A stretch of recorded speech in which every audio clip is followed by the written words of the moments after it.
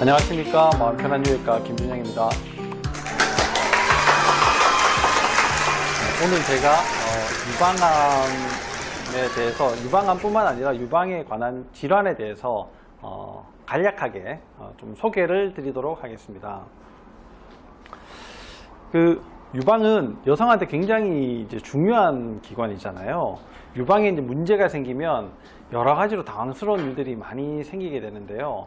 제일 걱정스러운 거는 이제 따님을 가지고 계시는 분들, 혹시 내 딸한테도 문제가 되지 않을까, 또 엄마가 문제가 되신 분들은 혹시 나도 문제가 되지 않을까, 이런 것들이 이제 제일 걱정인데요.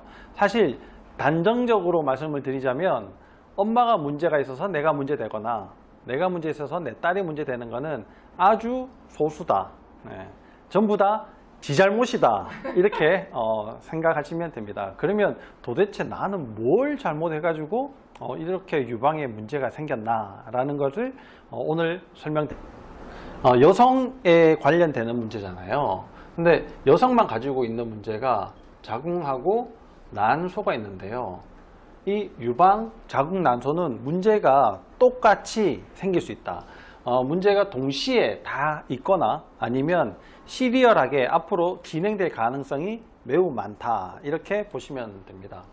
그러면 이제 유방의 문제가 자궁의 문제를 일으키는 것과 비슷한 원인을 가지고 있는 거죠. 유방의 문제는 왜 생기냐면 제일 첫 번째는 호르몬 때문이에요. 호르몬. 특히 이제 여성 호르몬, 에스트로겐이라는 호르몬인데요. 에스트로겐이라는 호르몬인데, 이 호르몬하고 상반되는 게 남성 호르몬이에요. 남성 호르몬. 잘 안 나오는데.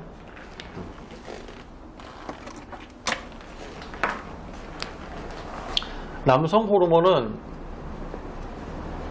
테스토스테론이랍니다. 좀 어렵죠? 테스토스테론인데, 이 에스트로겐의 문제를 예방해 줄 수 있는 거는 프로게스테론이라는 호르몬이 있습니다. 이렇게 쓰면 안 될 것 같고, 하여튼 관련이 있는 게 프로게스테론인데, 이 테스토스테론하고 프로게스테론을 헷갈리시면 안 돼요. 이건 남성 호르몬이고 이건 여성 호르몬이고요. 프로게스테론이라는 호르몬이 또 따로 있다, 이렇게 보시면 됩니다.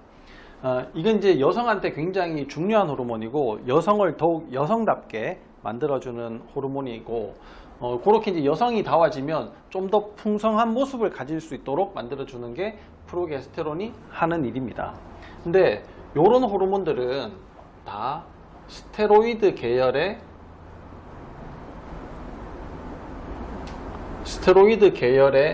호르몬이에요. 네. 이 호르몬은 제일 특징적인 게 뭐냐면, 호르몬의 모습 중에 이런 화학적인 구조를 가지고 있는 게 가장 특징적입니다. 근데 이런 호르몬들은 많이 들어보셨을 거예요. 환경 호르몬의 구조와 아주 비슷합니다. 이 벤젠고리라고 얘기를 하는데, 이런 환경 호르몬하고 이 스테로이드 계열의 호르몬과 아주 유사하기 때문에 환경 호르몬의 영향을 굉장히 많이 받게 돼요. 근데 여성한테 이런 이제 환경 호르몬이 작용을 하게 되는 거죠. 그래서 호르몬의 문제들이 생길 가능성들이 매우 많습니다. 이 환경 호르몬은 주로 이제 플라스틱과 관련된 것들이 많이 있잖아요. 또 벤젠골이라고 이제 말씀드렸었는데, 벤젠이 석유 화학 제품으로 만들어지는 거잖아요. 그래서 석유 화학 제품의 영향을 굉장히 많이 받을 수 있다, 이런 겁니다. 예를 들면은 우리 화장품 이런 것들도 되겠죠. 샴푸 이런 거 당연히 다 될 거고요. 석유 화학 제품을 만드는 것들이 또 뭐가 있나요? 하여튼 굉장히 많죠. 석유가 없어서는 우리가 이제 살아갈 수가 없는데요. 그런 모든 거에 다 된다. 염료 이런 건 뭐 당연히 마찬가지고요.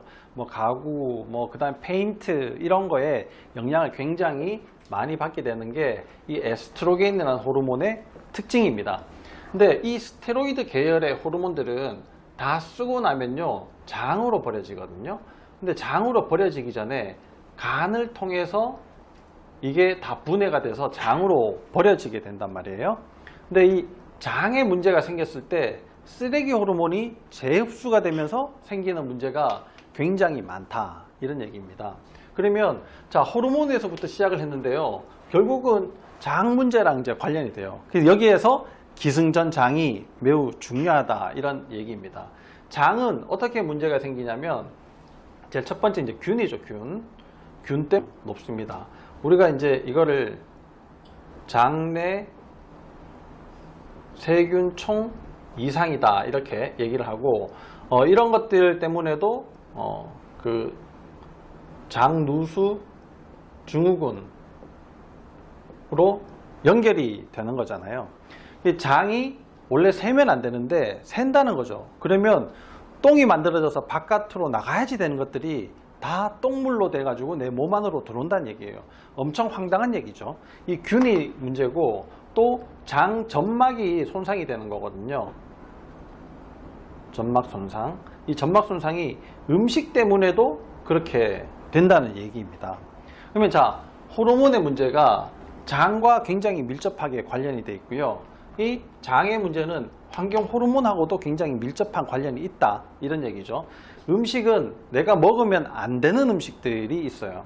이거는 뭐 사람마다 다 틀릴 수 있지만 사람마다 공통적인 부분도 있거든요. 공통적인 부분이 탄수화물입니다. 탄수화물 중에서도 설탕, 밀가루, 과일, 음료수가 문제가 되는 겁니다. 이게 제일 첫 번째고요. 두 번째는 요게 제일 첫 번째고, 두 번째는 술이에요. 술. 네.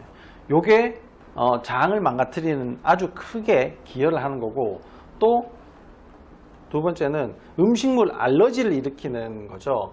우리가 이제 알러지를 일으키는 거는 IgE라는 면역 반응을 하는 게 있고요. IgG 면역 반응을 일으키는 게 있는데, IgE는 우리가 보통 이제 급성 반응이죠.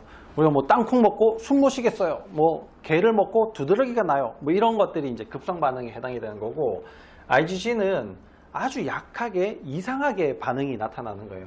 뭐 오늘은 뭐 두통이 있었다. 뭐 오늘은 뭐 손발이 많이 붓는다. 오늘은 이상하게 뭐 속이 더부룩하다. 뭐 이게 잠을 잘 못 자겠다. 눈이 뭐 뻑뻑하다. 뭐 이런 이상한 증상들로 생길 수가 있는데요. 그런 것들을 급성과 대비해서 만성이다, 이렇게 얘기를 합니다. 급성은 빨리 내가 안 하기 때문에 그런 증상들을 많이 겪지 않아요. 근데 이게 왜 만성이 되냐면 이 증상들이 아주 애매모호하게 나타나고, 또 이런 게 3, 4일 이후에 증상이 나타나거든요. 그래서 만성, 지연성, 음식물 알러지다, 이렇게 이제 얘기를 하는 거죠. 이런 것들, 균이 뭐가 있나, 이런 게 이 호르몬을 관리하는데 매우 중요합니다. 근데 이런 호르몬의 문제들은 간에서 잘만 버려주고 장에서 재흡수만 되지 않는다면 대부분 건강하게 지낼 수가 있는 거거든요. 이 환경 호르몬이 어쩔 수 없이 내 몸에 들어온다 하더라도 간과 장을 잘 거치면 큰 문제 없이 지날 수. 제일 첫 번째가 이런 호르몬의 문제고요. 척추의 문제와 관련이 됩니다. 우리 몸에 어떤 반응들은 전부 다 신경 신호를 통해서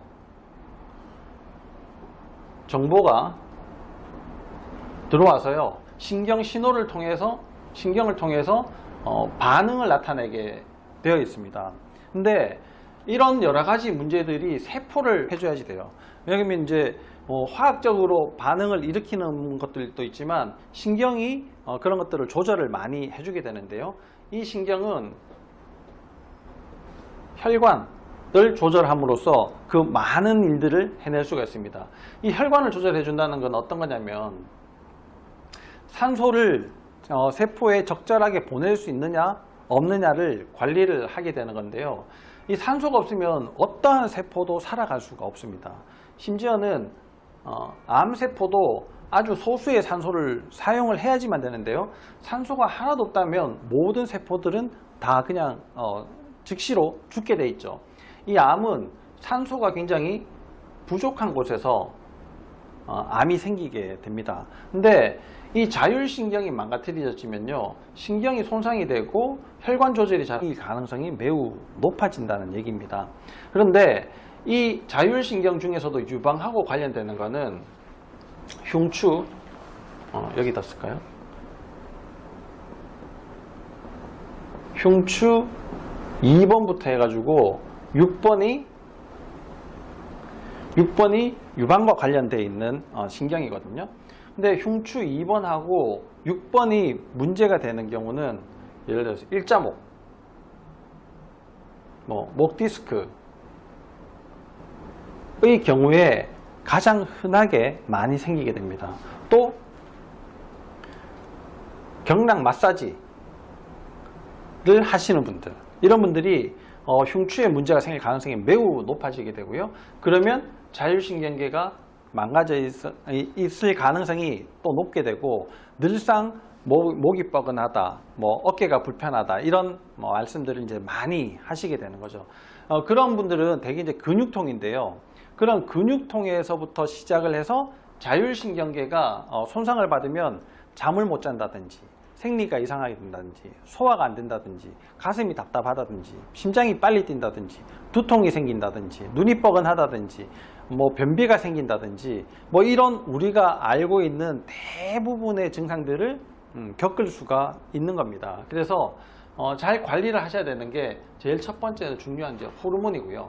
그 다음에 자율신경, 이 척추 관리를 잘 하셔야지 되는 겁니다. 세상에 유방만 건강하게 할 수 있는 방법은 없습니다. 네. 대신에 유방이 만약에 건강해진다 하면요, 자궁과 난소는 저절로 건강해지는 거예요. 예를 들면 생리를 불규칙하게 하시는 분들 있잖아요. 이런 여러 가지 문제들과 다 같이 얽혀 있다, 이렇게 생각하시면 됩니다. 그러니까 이런 문제들을 잘 해결해야지 되는 거죠. 다낭성 난소 증후군이 있다, 이런 문제들이랑 다 같이 얽혀 있는 거예요. 그러니까 다낭성 난소 증후군이 있다 그러면 내가 음식도 조심해야지 되고, 어떤 균이 있는지도 잘 알아봐야지 되고, 환경 호르몬도 잘 피해야지 되고, 일자목이 있으면 그런 것들을 더 심화되지 않도록 조심을 하셔야지 되는 겁니다. 자, 그러면 유방, 자궁, 난소만 건강해지는 방법이냐? 절대 그렇지 않습니다. 이런 것들을 잘 하시면요, 모든 신체가 건강해진다, 이런 얘기입니다. 그러면 내 몸이 건강해지면 어떻게 되느냐? 남편과 안 싸우죠.